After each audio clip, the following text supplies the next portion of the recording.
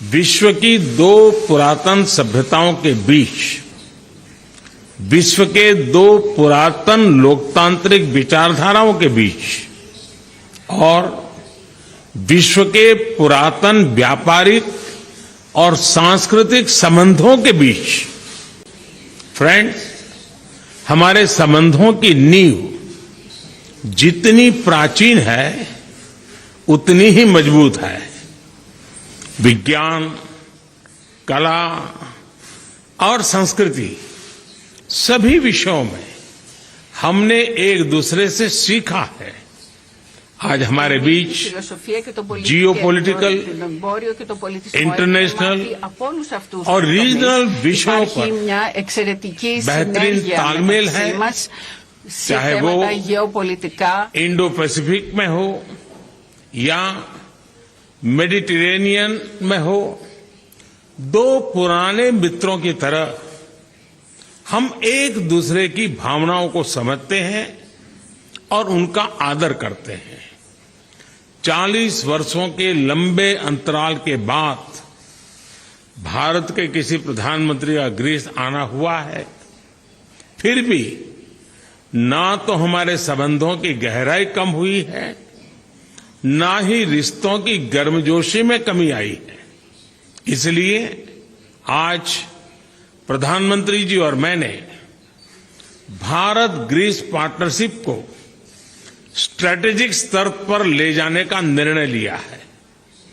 हमने तय किया है कि हम डिफेंस एंड सिक्योरिटी, इंफ्रास्ट्रक्चर, कृषि, शिक्षा, न्यू एंड इमर्जिंग टेक्नोलॉजी और स्किल डेवलपमेंट के क्षेत्रों में अपने सहयोग को बढ़ाकर अपनी स्ट्रैटेजिक पार्टनरशिप को मजबूती देंगे।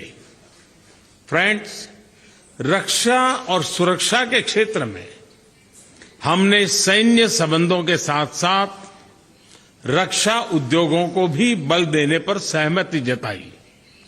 आज हमने आतंकवाद और साइबर सिक्योरिटी के क्षेत्र में आपसी सहयोग पर भी चर्चा की। हमने तय किया कि हमारे राष्ट्रीय सुरक्षा सलाहकारों के स्तर पर भी बातचीत का एक संस्थागत प्लेटफॉर्म होना चाहिए। प्रधानमंत्री जी और मैं सहमत है कि हमारा द्विपक्षीय व्यापार तेजी से बढ़ रहा है और आगे भी बढ़ोतरी की अपार संभावनाएं हैं। इसलिए हमने वर्ष 2030 तक अपने द्विपक्षीय व्यापार को 2 गुना करने का लक्ष्य तय किया है। आज अभी कुछ देर में प्रधानमंत्री जी एक बिजनेस मीटिंग की मेजबानी करेंगे। इसमें हम कुछ विशिष्ट क्षेत्रों पर दोनों देशों के बिजनेस प्रतिनिधियों के साथ चर्चा करेंगे। हमारा मत है कि हम अपने देशों के बीच व्यापार और निवेश को प्रोत्साहित कर अपने उद्योग और आर्थिक सहयोग को एक नए स्तर पर ले जा सकते हैं। आज कृषि क्षेत्र में सहयोग के लिए एक एग्रीमेंट पर हस्ताक्षर किए गए। इस एग्रीमेंट से हम कृषि और बीज उत्पादन के साथ साथ रिसर्च, पशुपालन और पशुधन उत्पादन के क्षेत्र में भी सहयोग कर सकते हैं। फ्रेंड्स, दोनों देशों के बीच स्किल्ड माइग्रेशन को सुगम बनाने के लिए हमने जल्द ही एक migration and mobility partnership agreement करने का निर्णय लिया।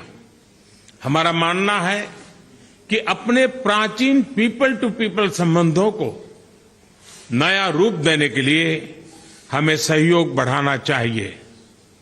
हम अपने शिक्षण संस्थानों के बीच सांस्कृतिक और शैक्षणिक आदान प्रदान को बढ़ावा देंगे। फ्रेंड, हमने राष्ट्रीय और अंतर्राष्ट्रीय मुद्दों पर भी चर्चा की।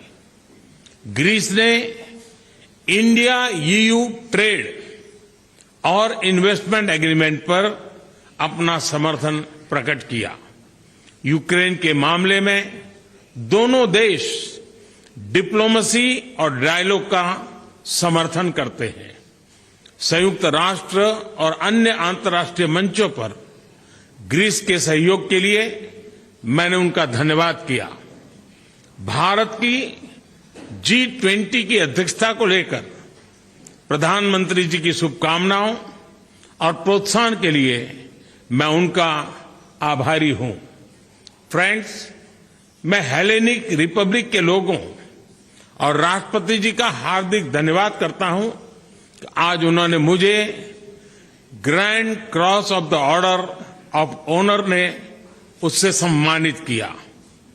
140 करोड़ भारतीयों की ओर से मैंने यह पुरस्कार स्वीकार किया और अपना आभार व्यक्त किया।